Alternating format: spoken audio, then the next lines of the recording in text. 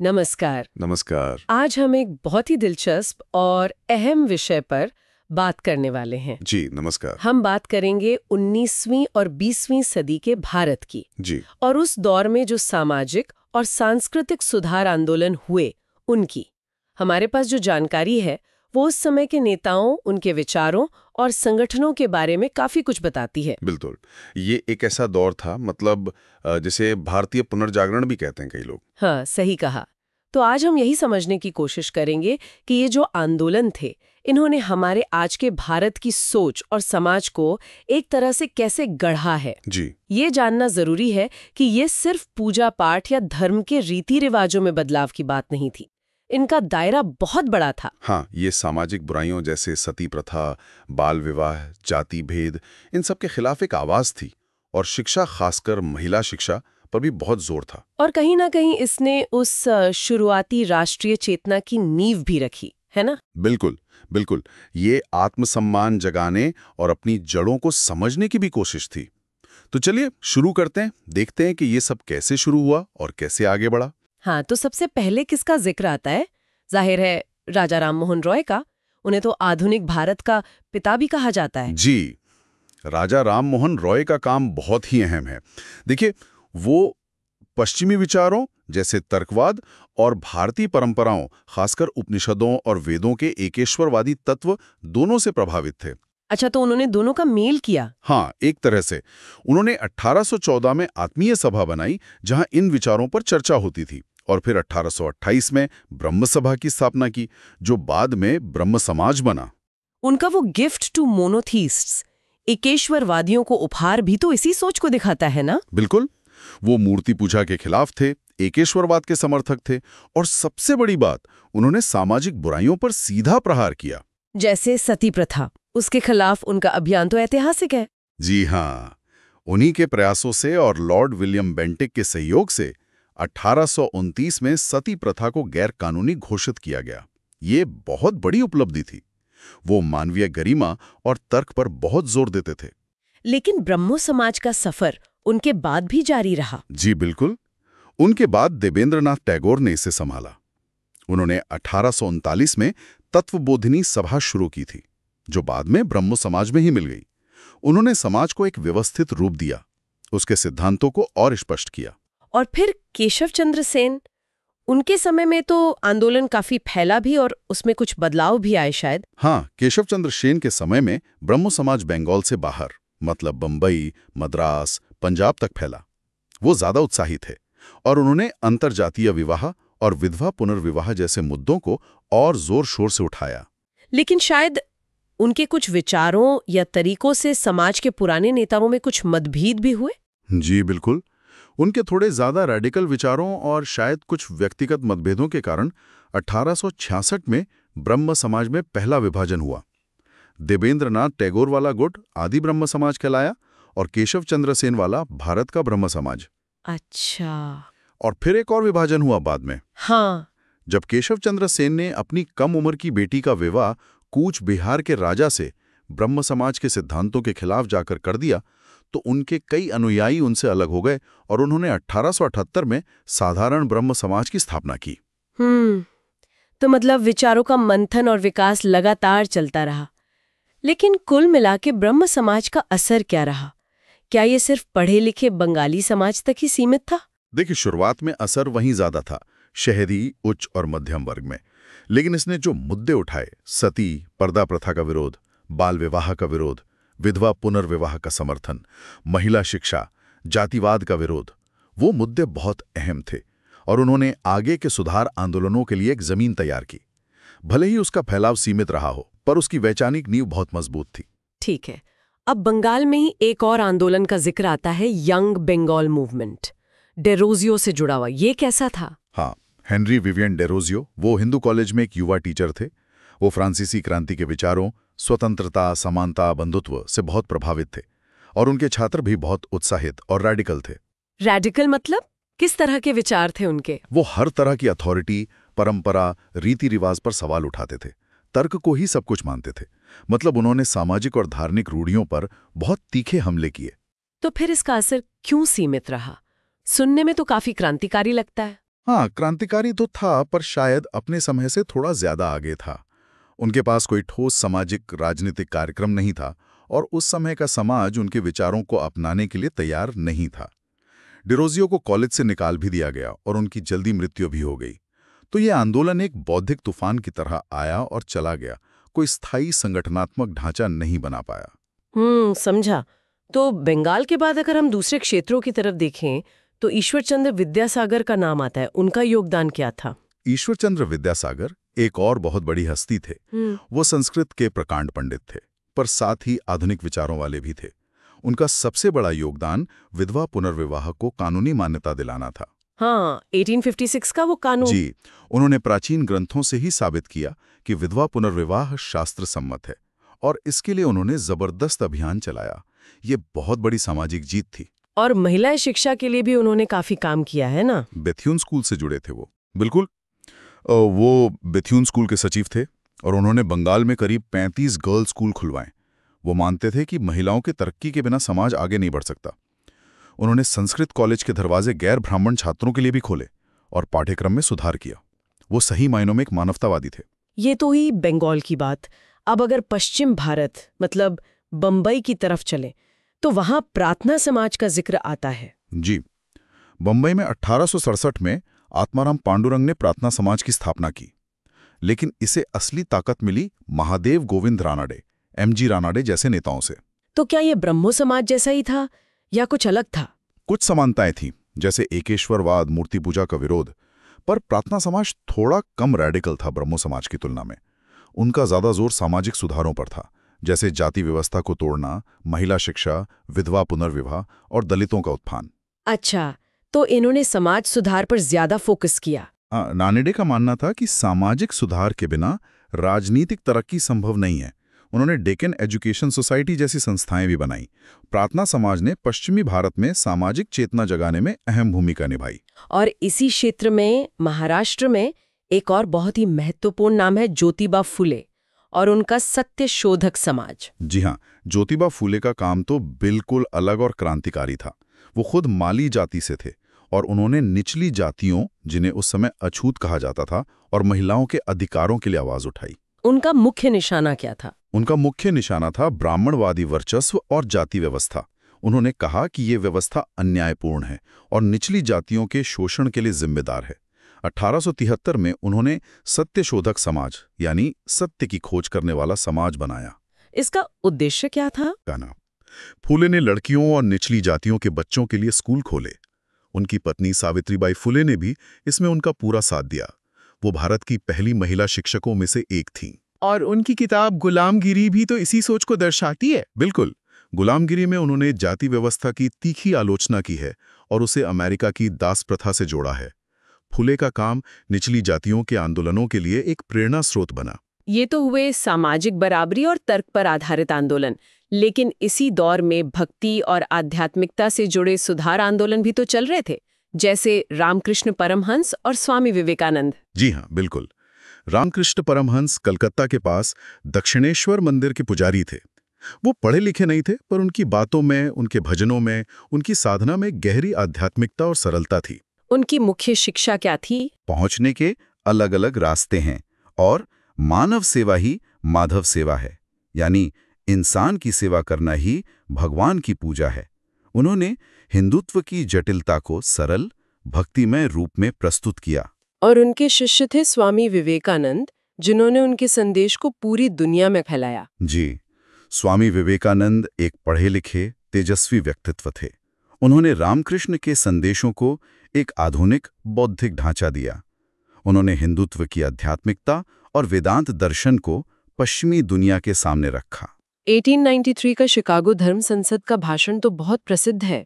हाँ, वो एक ऐतिहासिक भाषण था। उससे भारत और हिंदुत्व को दुनिया में एक नई पहचान मिली। विवेकानंद ने भारतीयों के अंदर एक नया आत्मविश्वास जगाया। उन्होंने कहा कि भारत को पश्चिम की नकल करने की जरूरत नहीं है, बल्कि अपनी आध्यात्मिक शक्ति को पहचानना चाहिए। उन्होंने रामकृष्ण मिशन की भी स्थापना की। जी, 1897 में रामकृष्ण मिशन का उद्देश्य था वेदांत का प्रचार करना और रामकृष्ण परमहंस की शिक्षाओं के अनुरूप व्यवहारिक समाज सेवा करना, जैसे स्कूल खोलना, अस्पताल चलाना, अकाल और बाढ़ पीड़ितों की मदद करना। उनका नव हिंदुवाद तर्क और आधुनिकता के साथ आध्यात्मिकता को जोड़ने का प्रयास था। ये राष्ट्रवाद की भावना को भी बल देने वाला था। अच्छा, और इसी तरह का एक और प्रभावशाली आंदोलन था आर्य समाज, स्वामी दयानंद सरस्वती का। हाँ, स्वामी दयानंद सरस्वती का रास्ता थोड़ा अलग था। वो भी सुधारक थे, पर उनका आधार थे वेद। उनका नारा ही था, वेदों की ओर लौटो। उनका मानना था कि वेद ही सच्चे और अंतिम ज्ञान का स्रोत है। जी, उनका मानना था कि बाद के पुराणों और अन्य ग्रंथों ने हिंदू धर्म में कई विकृतियां पैदा कर दी हैं, जैसे मूर्ति पूजा, बहुदेववाद, पुरोहितवाद, जातिगत कठोरता, बाल विवाह वगैरह। उन्होंने इन सब का खंडन किया। तो उन्होंने एक तरह से हिंदू धर्म को उसके शुद्ध रूप में वापस ले जाने की बात की। बिल्कुल। उन्होंने 1875 में बंबई में आर्य समाज की स्थापना की। उनकी प्रसिद्ध किताब है सत्यार्थ प्रकाश, जिसमें उन्होंने अपने विचारों को विस्तार से लिखा है। आर्य समाज ने सामाजिक सुधारों जैसे अंतरजातीय विवाह और विधवा पुनर्विवाह का समर्थन किया और शिक्षा पर बहुत जोर दिया। डीएवी, दयानंद एंग्लो वैदिक स्कूल और कॉलेज तो आज भी बहुत प्रसिद्ध है। जी, आर्य समाज ने पश्चिमी शिक्षा और पारंपरिक वैदिक ज्ञान दोनों को महत्व दिया। इसीलिए डीएवी संस्थाएं और गुरुकुल कांगड़ी जैसे संस्थान बने। उन्होंने शुद्धि आंदोलन भी चलाया, जिसका उद्देश्य था उन हिंदुओं को वापस हिंदू धर्म में लाना जिन्होंने इस्लाम या ईसाई धर्म अपना लिया था। लेकिन इस शुद्धि आंदोलन के कुछ नकारात्मक परिणाम भी हुए। शायद इसने दूसरे समुदायों के साथ रिश्तों में कुछ तनाव पैदा किया। हाँ, ये कहा जा सकता है। शुद्धि आंदोलन की प्रतिक्रिया में मुस्लिम संगठनों ने भी तबलीग और तंजीम जैसे आंदोलन चलाए। इससे कहीं ना कहीं सांप्रदायिक ध्रुवीकरण को बढ़ावा मिला। ये आर्य समाज के काम का एक अनपेक्षित और शायद नकारात्मक पहलू था। तो ये तो हुए हिंदू समाज के अंदर के प्रमुख आंदोलन। क्या दूसरे समुदायों में भी इस तरह की सुधार की कोशिशें हो रही थी? मुसलमानों में? जी हाँ, मुस्लिम समुदाय में सबसे प्रमुख नाम सर सैयद अहमद खान का है और उनके अलीगढ़ आंदोलन का। उनका क्या नजरिया था? सर सैयद का मानना था कि 1857 के विद्रोह के बाद मुसलमानों की हालत बहुत खराब हो गई है और उन्हें अगर तरक्की करनी है तो अंग्रेजी हुकूमत का विरोध छोड़कर पश्चिमी शिक्षा और विज्ञान को अपनाना होगा। उन्हें लगता था कि इस्लाम और आधुनिक विज्ञान में कोई विरोध नहीं है। और इसी सोच के तहत उन्होंने अलीगढ़ में कॉलेज खोला। जी, 1875 में उन्होंने मोहम्मडन एंग्लो ओरिएंटल कॉलेज की स्थापना की, जो बाद में अलीगढ़ मुस्लिम यूनिवर्सिटी बना। इसका उद्देश्य था मुसलमानों को आधुनिक शिक्षा देकर सरकारी नौकरियों और अन्य क्षेत्रों में आगे लाना। उन्होंने पर्दा प्रथा, बहुविवाह जैसी सामाजिक बुराइयों की भी आलोचना की। लेकिन उनके कुछ राजनीतिक विचार थोड़े विवादास्पद भी रहे, जैसे कांग्रेस का विरोध। हाँ, वो मानते थे कि कांग्रेस हिंदुओं का संगठन है और मुसलमानों के हित उसमें सुरक्षित नहीं रहेंगे। उन्होंने मुसलमानों को कांग्रेस से दूर रहने की सलाह दी और अंग्रेजों के प्रति वफादारी की नीति अपनाई। ये बात अलग है कि उनके इस रुख का फायदा अंग्रेजों ने बांटो और राज करो की नीति के तहत उठाया। और क्या कोई और भी महत्वपूर्ण मुस्लिम आंदोलन था? देवबंद स्कूल का जिक्र भी आता है। जी, देवबंद स्कूल अलीगढ़ आंदोलन के ठीक विपरीत था। ये 1866 में शुरू हुआ था। ये रूढ़िवादी इस्लामी शिक्षा का केंद्र था और इसका उद्देश्य था मुस्लिम समुदाय में कुरान और हदीस की शुद्ध शिक्षाओं का प्रसार करना। तो ये पश्चिमी शिक्षा के खिलाफ थे। हाँ, ये पश्चिमी शिक्षा और संस्कृति के प्रभाव के खिलाफ थे और विदेशी शासन यानी अंग्रेजी हुकूमत के भी विरोधी थे। जहां अलीगढ़ ने अंग्रेजों से सहयोग की बात की, वहीं देवबंद ने एक तरह से राजनीतिक निष्क्रियता या फिर बाद में कांग्रेस के साथ मिलकर आज़ादी की लड़ाई का समर्थन किया। तो मुस्लिम समुदाय के अंदर भी अलग अलग धाराएं थीं। अच्छा, और पारसी समुदाय में भी सुधार हुए? जी, पारसी एक छोटा लेकिन बहुत प्रगतिशील समुदाय था। 1851 में नौरोजी फरदोंजी, दादा भाई नौरोजी, एस बंगाली जैसे लोगों ने रहनुमाई मसदयास्नान सभा बनाई। इसका उद्देश्य था पारसी धर्म को उसके मूल शुद्ध रूप में वापस लाना और सामाजिक कुरीतियों, खासकर महिलाओं की स्थिति से जुड़ी कुरीतियों को दूर करना और शिक्षा को बढ़ावा देना। और सिख समुदाय में? सिखों में सिंह सभा आंदोलन शुरू हुआ 1873 में। इसका भी उद्देश्य सिख धर्म में आई कुरीतियों को दूर करना, सिख गुरुओं की शिक्षाओं का प्रचार करना, पंजाबी भाषा और गुरमुखी लिपि को बढ़ावा देना और सिख समुदाय में आधुनिक शिक्षा फैलाना था। खालसा कॉलेज अमृतसर इसी आंदोलन की देन है। और बाद में अकाली आंदोलन? हाँ, 20वीं सदी की शुरुआत में अकाली आंदोलन चला, जिसका मुख्य उद्देश्य था गुरुद्वारों को भ्रष्ट महंतों के कब्जे से आजाद कराकर उनका प्रबंधन सिख संगत को सौंपना। ये एक बड़ा जन आंदोलन था और काफी हद तक सफल भी रहा। एक और आंदोलन जिसका जिक्र आता है वो है थियोसॉफिकल मूवमेंट। ये थोड़ा अलग लगता है। हाँ, ये थोड़ा अलग था क्योंकि इसकी शुरुआत विदेशियों ने की थी। Madam H.P. ब्लवात्स्की, रूसी, और कर्नल H.S. ओलकॉट, अमेरिकी, ने 1875 में न्यूयॉर्क में, बाद में 1882 में इन्होंने अपना मुख्यालय मद्रास के पास अडियार में बनाया। इनका क्या उद्देश्य था? ये लोग प्राचीन भारतीय धर्मों, दर्शन और संस्कृति, खासकर हिंदू और बौद्ध धर्म से बहुत प्रभावित थे। वे पुनर्जन्म और कर्म के सिद्धांतों में विश्वास करते थे और पश्चिमी भौतिकवाद की आलोचना करते थे। उन्होंने भारतीयों को अपनी प्राचीन विरासत पर गर्व करने के लिए प्रेरित किया। एनी बेसेंट भी तो इसी से जुड़ी थी? जी हाँ, एनी बेसेंट 1893 में भारत आईं और थियोसॉफिकल सोसाइटी की प्रमुख नेता बनी। उन्होंने भारतीय राष्ट्रवाद का भी समर्थन किया और 1898 में बनारस में सेंट्रल हिंदू कॉलेज की स्थापना की, जो बाद में बनारस हिंदू यूनिवर्सिटी का केंद्र बना। हालांकि इसका सीधा सामाजिक सुधार पर असर कम था, पर इसने भारतीय संस्कृति और दर्शन में रुचि जगाने का काम किया। ये तो हो गए मुख्य धारा के या उच्च जातियों से जुड़े आंदोलन। क्या निचली जातियों के अपने आंदोलन भी इसी दौर में उभर रहे थे? आपने फूले का जिक्र किया था, पर क्या दक्षिण भारत में भी ऐसा कुछ हो रहा था? जी हाँ, बिल्कुल। दक्षिण भारत में जाति व्यवस्था का स्वरूप और भी कठोर था कई जगहों पर। वहां भी महत्वपूर्ण आंदोलन हुए। केरल में श्री नारायण गुरु का आंदोलन बहुत अहम है। वो किस समुदाय से थे और उनका क्या संदेश था? वो एड़वा समुदाय से थे, जिसे उस समय अछूत माना जाता था। उन्होंने ओरु जाति, ओरु मतम, ओरु दैवम मनुष्याणु, यानी मानव के लिए एक जाति, एक धर्म, एक ईश्वर का नारा दिया। उन्होंने मंदिरों में अछूतों के प्रवेश, शिक्षा और सामाजिक बराबरी के लिए संघर्ष किया। 1903 में श्री नारायण गुरु धर्म परिपालना योगम की स्थापना हुई, जो एड़वा समुदाय का एक प्रमुख संगठन बना। और मद्रास प्रेसिडेंसी में जस्टिस मूवमेंट। जी, मद्रास में जस्टिस मूवमेंट या साउथ इंडियन लिबरल फेडरेशन 1916 के आसपास शुरू हुआ। ये मुख्य रूप से गैर ब्राह्मण जातियों का आंदोलन था, जिसका उद्देश्य था शिक्षा और सरकारी नौकरियों में ब्राह्मणों के वर्चस्व को चुनौती देना और गैर ब्राह्मणों के लिए आरक्षण की मांग करना। तो ये एक तरह से राजनीतिक आंदोलन भी था। हाँ, ये सामाजिक न्याय के साथ साथ राजनीतिक प्रतिनिधित्व की भी मांग कर रहा था। और फिर इसी से जुड़ा, या कहेंगे इससे भी ज्यादा रैडिकल, था आत्मसम्मान आंदोलन। ईवी रामास्वामी नायकर, पेरियार का। बिल्कुल। पेरियार ने कांग्रेस छोड़ दी क्योंकि उन्हें लगा कि वो ब्राह्मण हितों का पोषण करती है। उन्होंने आत्मसम्मान आंदोलन चलाया, जो जाति व्यवस्था, ब्राह्मणवाद, धर्म और ईश्वर तक पर सवाल उठाता था। वो सामाजिक बराबरी और तर्कवाद के प्रबल समर्थक थे।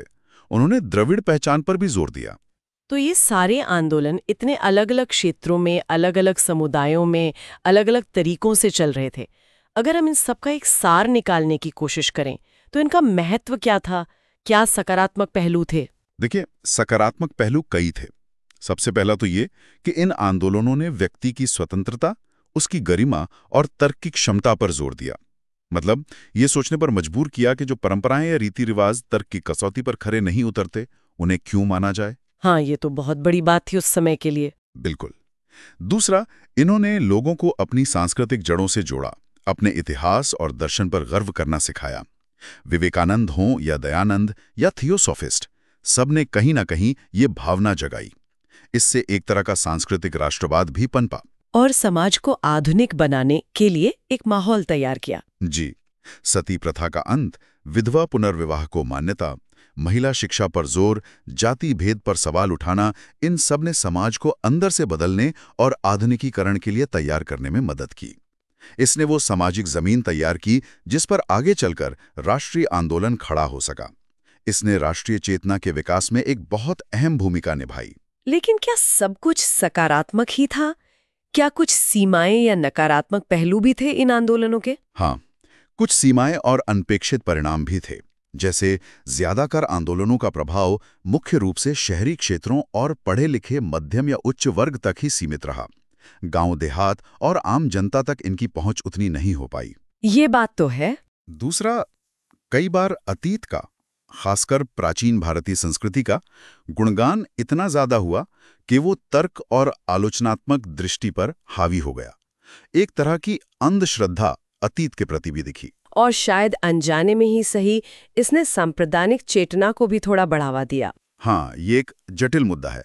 जब हर समुदाय अपने अपने धर्म और संस्कृति के गौरव पर जोर देने लगा, तो कहीं ना कहीं दूसरे समुदायों से एक दूरी भी बनी। जैसे आर्य समाज के शुद्धि आंदोलन या अलीगढ़ आंदोलन के कुछ पहलुओं ने समुदायों के बीच की खाई को अनजाने में ही सही थोड़ा बढ़ाया। ये सुधारकों का इरादा नहीं था, पर परिणाम कुछ ऐसा हुआ। तो कुल मिलाकर ये कहना सही होगा कि ये सुधार आंदोलन भारत के आधुनिकीकरण और राष्ट्र निर्माण की प्रक्रिया के बहुत जरूरी पर साथ ही काफी जटिल और बहुआयामी हिस्से थे। बिल्कुल सही कहा। इन्होंने न केवल पुरानी सामाजिक और धार्मिक बुराइयों पर चोट की, बल्कि लोगों को अपनी पहचान, अपनी संस्कृति और अपने भविष्य के बारे में नए सिरे से सोचने पर मजबूर किया। और ये जो विविधता थी इन आंदोलनों में, कोई तर्क पर जोर दे रहा था, कोई भक्ति पर, कोई पश्चिमी शिक्षा पर, कोई वेदों पर, और इनके बीच जो एक तरह का संवाद या टकराव था, उसी से आधुनिक भारतीय समाज की ये जटिल तस्वीर बनी है।